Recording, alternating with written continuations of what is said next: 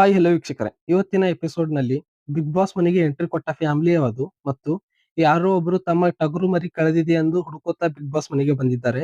ಅವರು ಯಾರು ಎಂದು ಈ ವಿಡಿಯೋದಲ್ಲಿ ತಿಳಿಸ್ಕೊಡುತ್ತೇನೆ.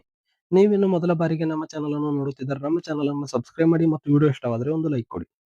ಹೌದು ವೀಕ್ಷಕರೇ, ಈ ವಾರ ಫ್ಯಾಮಿಲಿ ವೀಕ್ ಇರೋದ್ರಿಂದ ಡೈಲಿ 3 ಫ್ಯಾಮಿಲಿಗಳು ಬಿಗ್ ಬಾಸ್ ಮನೆಗೆ ಎಂಟ್ರಿ ಕೊಡುತ್ತಿದ್ದಾರೆ. ನಿನ್ನೆಯ 3 ಫ್ಯಾಮಿಲಿಗಳೆಂದರೆ ರಕ್ಷಿತಾ ಅವರ ಕಡೆಯಿಂದ ರಕ್ಷಿತಾ ಅವರ ಅಮ್ಮ ಬಂದಿದ್ದರು. ಅಶ್ವಿನಿ ಗೌಡ ಅವರ ಕಡೆಯಿಂದ ಅವರ ಅಮ್ಮ ಮತ್ತು ಅವರ ಮಗ ಬಂದಿದ್ದರು. ಇನ್ನು ಧ್ರುವಂತ್ ಅವರ ಮನೆಯಿಂದ ಅವರ ತಮ್ಮ ಮತ್ತು ತಮ್ಮನ ಹೆಂಡತಿ ಬಂದಿದ್ದರು.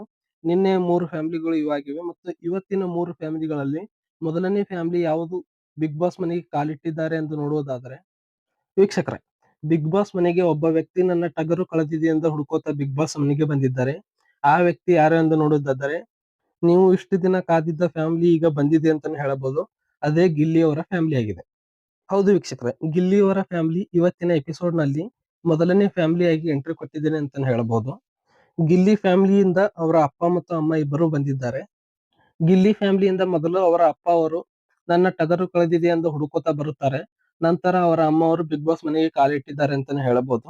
ನಂತರ ಗಿಲ್ಲಿ ಅವರು ತಮ್ಮ ಅಪ್ಪ ಅವರನ್ನು ಇಡೀ ಬಿಗ್ ಬಾಸ್ ಎಲ್ಲಾ ಸ್ಪರ್ಧಿಗಳಿಗೆ ಪರಿಚಯ ಮಾಡಿಕೊಡುತ್ತಿದ್ದಾರೆ ಅಂತಾನೆ ಹೇಳಬಹುದು.